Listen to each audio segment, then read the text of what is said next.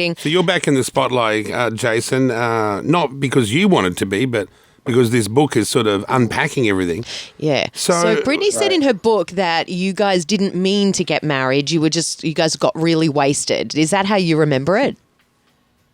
Actually, that was the first time I actually heard it read out like that. So, I love Britney to death. So that's not the story I remember. But whatever she was told that she had to say about that for the book, I respect that, and I support her 100%. So Jason, you're saying that you've got a different memory of that.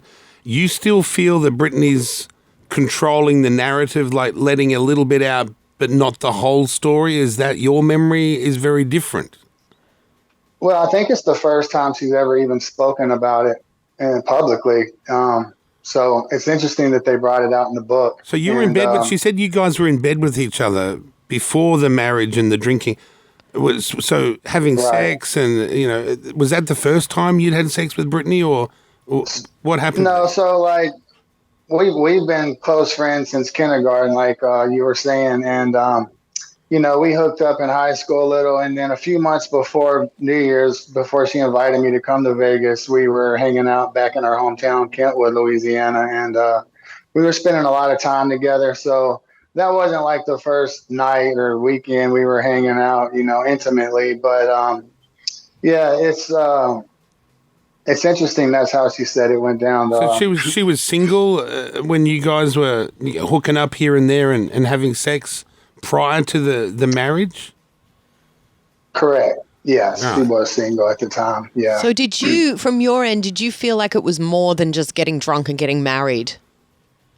Well, actually, that particular day on the 2nd leading up to the 3rd, because it was early morning on the 3rd that we actually got eloped. And we literally laid around all day, ate, had dinner brought to the room. We didn't leave the bedroom. We watched movies. Obviously mentioned a couple of those in the book, but it was no, we were not intoxicated or under the influence of anything that particular day. Like obviously on New Year's Eve, we had a good time, and on the first, the next day, but that particular day, obviously we weren't under the influence. And I believe the lady that married us at the Little White Wedding Chapel, she came out in an interview and even said they're very strict on marrying intoxicated people. So she was very blunt about how that neither of us were intoxicated, and we knew, exactly what we were doing, and that we looked very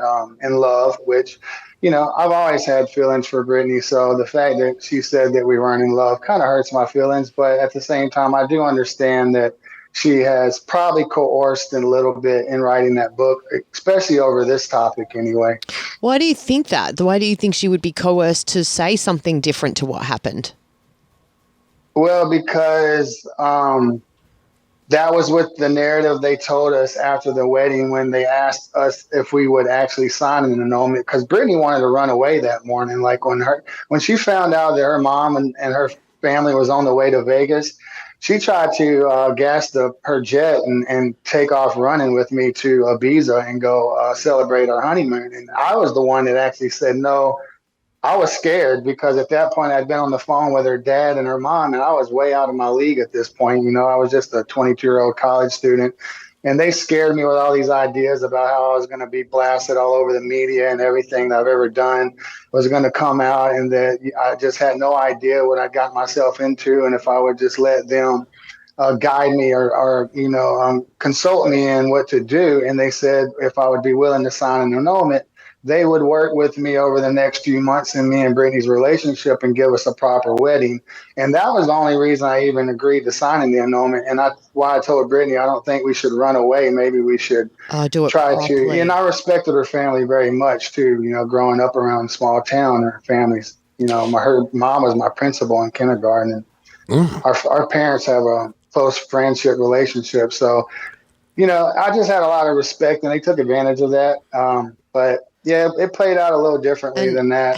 How did it come to be when Britney just left you? Like, what happened after that? She was still in the conservatorship too, right? So she was still being controlled and Is that what got in the way? This was pre-conservatorship. This was before the conservatorship was even an idea. But they were still very involved in puppet mastering everything, really, right? Yeah, exactly. They basically had me sign. We did sit down and sign a bunch of papers, and as soon as they got everything signed, they actually I paid for the wedding with my money out of my pocket, and it was actually my student loan money that I brought with me to Vegas because I was in college at the time, and it was like $700 I spent on that wedding, and they gave us a wedding video and pictures, of the whole wedding. And have you got the wedding video still? Do you watch the wedding video still? They compensated that from me after we signed the annulment and the confidentiality agreements and everything they had laid out for us. And I don't have a copy of that, but I am reaching out to the chapel because all this kind of brought all that back up to me. And I see that they do have copies of that. And since I paid for it and it was my wedding, I'm going to see if I can get a copy of that. Now let's fast forward, Jay. Let's fast forward a bit here.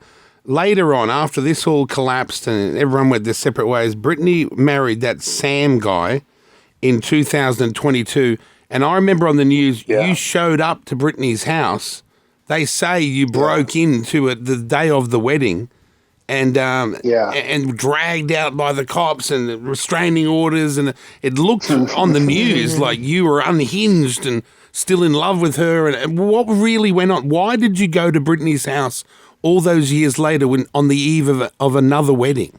What was going on? Well, she actually, it was like a 10-year gap from me and her talking, like I didn't speak to her lasting like at that point for 10 years. And she reached out to me in 2020 and we started talking over the phone and having this private conversation no one really knew about. And so when the conservatorship ended, I felt like because of the way the conversations were going, that me and her would be able to actually see each other for the first time, since Vegas in person, besides just speaking over the phone.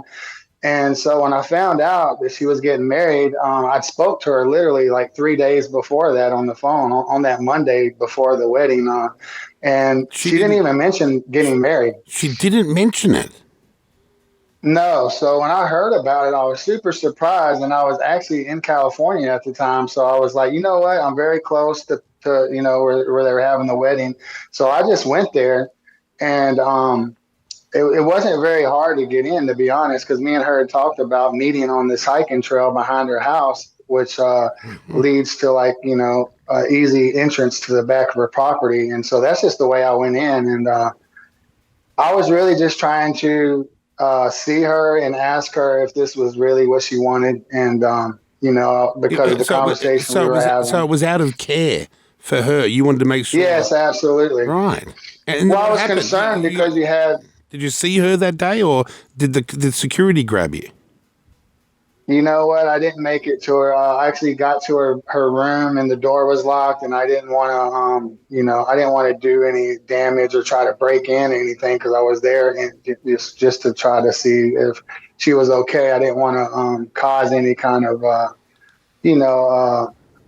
heighten any kind of situation to where, they thought that I was there for violence or something. It was really just to try to check on her. When you're walking through the halls of her house and they're set up for the wedding, the whole yard's decorated and people are bumping in catering stuff wow. So what happened? Someone who grabbed you and got you out of there? What happened?